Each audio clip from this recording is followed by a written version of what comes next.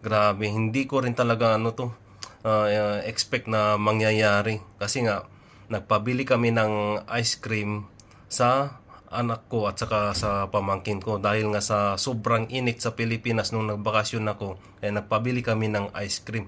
Grabe, kakaibang ice cream to. Tignan nyo to ha. Tignan nyo. Oh. Kasi nga tapos na kami diyan kumain. O yung bubuksan nila na yung ice cream. Ayan na. Tingnan nyo ha. O ayan o, tilapia. Grabe. Yan yung hindi ka nais-nais na nangyari nung nabakasyon ako. Imbes na ice cream talaga na malamig dahil sa mainit ang panahon. Gusto namin kumain ng ice cream, ngayon nagpabili kami, pero iba.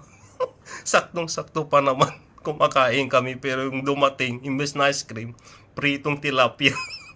Parang ano yun parang pritong ice cream na kakaibang invento na ice cream. Pinagsama pa naman yung nagkamala siguro yung doon, yung nagtinda sa anak ko tsaka sa pamangkin ko, kaya ganun yung kinalabasan.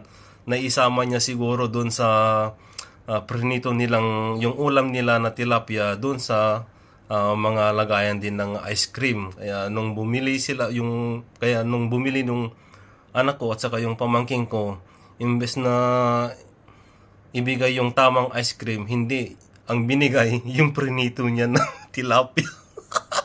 Shoutout sa'yo dyan, kumpare. Galing mo rin Masarap pa naman, yung sarap na sarap yung yung itsura, sarap ng pagkaprito.